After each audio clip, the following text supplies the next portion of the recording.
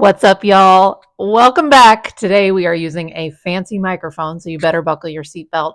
I'm Mel. I'm your friendly pharmacist on both YouTube and Instagram, and I'm helping you debunk and declutter your medicine cabinet so you can get the toxic crap out and we can get the good stuff in.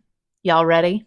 All right, last week, if you did not see last week's video, we talked about acid reducers, proton pump inhibitors, and their use in an acid reflux. We talked about why they're not good for long-term use and also some alternatives. And currently my husband is in the process of getting off of his omeprazole. He's been on it for years and it's not easy, but we are there. He's now down to taking one every other day, and I think he was taking two a day. So that is great news, along with the help of apple cider vinegar. That again is another video that we made. It's an apple cider vinegar tonic that you can easily make to help reduce symptoms and help with that acid problem as you come off of the medication. So one of the things that we talked about when we talked about getting off of proton pump inhibitors or acid reducers in terms of people with reflux disease is that you're really going to have a problem with the good bacteria in your stomach, right? If you're suppressing acid production in your stomach, which we shouldn't be doing long term, you're also going to be messing with the microbiome that's there. So we talked about probiotics, and then I got a lot of questions of, well, what is a probiotic, or which probiotic should I take, and this is a huge question that we absolutely need to dive into. So that's what we're doing today. We're going to talk all things probiotic, the who, what, when, where, how, why, and how. That's what we're going to do today. And then we'll make sure in another video to talk about what probiotics I recommend and what to look for in specific probiotics. Sound good? Okay, so what is the definition of a probiotic? That's probably a good place to start, right? It's a microorganism introduced into the body that's good for it. That's basically the simple definition of a probiotic. Each of us has what is called a microbiome in our body. These are collections of organisms, microorganisms that work together. Think of like a forest that all work together. They're all different to support our body, to keep it healthy. This is naturally occurring within our bodies all the time. Now, lots of times there are things that cause it to get out of whack, whether it's our diet or we get sick and now we've got bad bacteria introduced into it that mess with that microbiome, okay? Things we talked about in the last video, again, like proton pump inhibitors ones, or things like antibiotics that you take for the bad microorganisms that have gotten in, the bad bacteria, but then they also are going to hurt the good bacteria in there as well. The body always has good and bad bacteria in it. They're usually, what we want to see them is kept in balance, right? They're kind of kept at a neutral place. That is a normal, good place for us to be. So what really, really is important is that we have good bacteria in our bodies to also keep the bad bacteria in check. You can see now where if we've damaged the good bacteria and we don't have as much as we should and it's not as healthy as it should be, then the bad bacteria and the bad yeast and all the bad microorganisms can then flourish. And that's when we really start to run into problems. One quick thing to remember, good bacteria and bad bacteria are usually kept in balance when we have low levels of toxins and when we have a great diet. The problem being in our world today is most of us are not eating a great diet. We're eating packaged foods, processed foods, refined carbs, and we're also exposed to high levels of toxins or medications that throw that microbiome all out of whack. All right, so now we've talked about what a probiotic is and this cool microbiome that we all have inside of us that's all completely unique to each of us. So where are the good bacteria located? If this is naturally occurring, where do we find these things? Well, it's anywhere in your body that comes into contact with the outside world. So that would be our respiratory tract and our lungs. That would be our GI tract, our stomach, our intestines. It would be our genitourinary tract. And then lastly, our skin. Our skin is our largest organ and it's exposed to everything. So that's where those good bacteria are going to be found. And that's where we really want that microbiome to be flourishing and healthy all the time.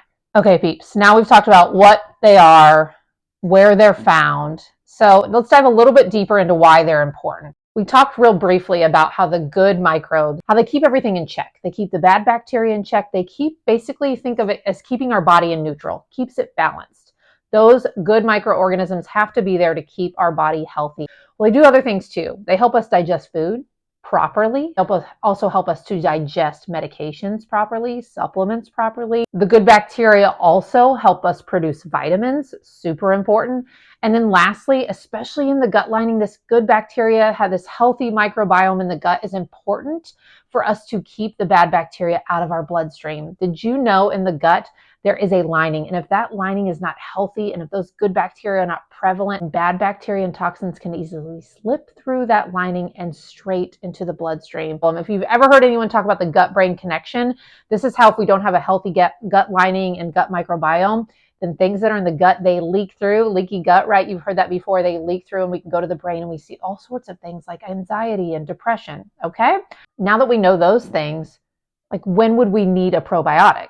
If these things are normally found and naturally occurring in our body, when would we actually need to think about how to get more of them into our body through food and supplements? Well, honestly, there's a lot of times when a probiotic can be useful. So think about things like diarrhea and constipation. So gut issues. A lot of times a probiotic can be super helpful there because obviously there's something going on with digestion that we might need the aid of good bacteria. IBS and IBD, irritable bowel syndrome and irritable bowel disease, and urinary tract infections. Again, those bacteria are out of whack, and that's why infections, they shouldn't be present in those places. That shouldn't be a naturally occurring thing that happens to people a lot. Same with diarrhea and constipation. It may be because the microbiome there is out of whack. And then we have things that we might not think of as often, like eczema or gum disease or lactose intolerance. A lot of times aiding with good bacteria and probiotics, that can help those conditions as well. And lastly, sometimes we know, as we talked about in other videos, that medications can often cause us to have less good bacteria. So we need a probiotic to get that back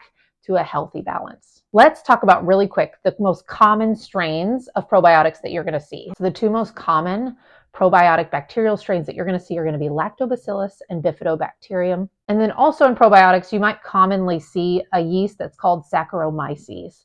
So those are going to be the most common strains you're going to see. Again, there are tons of them out there. And this is another point where I'm going to remind you to see a healthcare provider. And I would highly suggest a functional medicine doctor or pharmacist can help you too, because they can help you determine what specific strains you might be. We talked about microbiomes being unique to each individual. They can help you break it down and figure out which specific ones you might need. Let's get to the really cool part, right?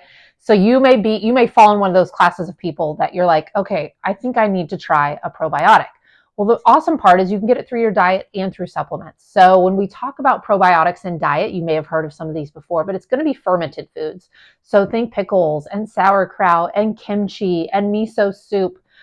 You can do dairy like yogurt, kefir, which is fermented yogurt, cottage cheese. These are all rich in probiotics and good bacterial strains that are going to help replace what's in your body. And again, they're safe. They're healthy foods that we can eat.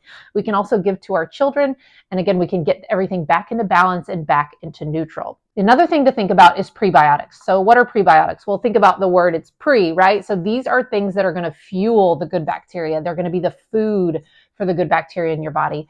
And a lot of times this is inulin and pectin. A lot of times too in supplements, you'll see prebiotics that go really well with the probiotics. So they'll put that in there to keep that healthy environment going. I have a drink that I love to drink from a brand that I work with. It's called Arise. It has an incredible source of prebiotics.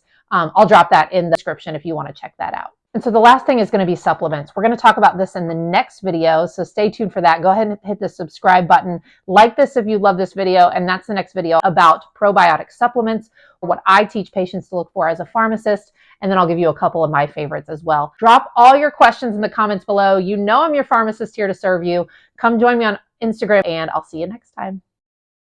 Okay, I'm just going to hang it here. Don't laugh, y'all. We're super professional around here. Irritable bowel syndrome, irritable bowel. You gotta sip the coffee. Okay, always.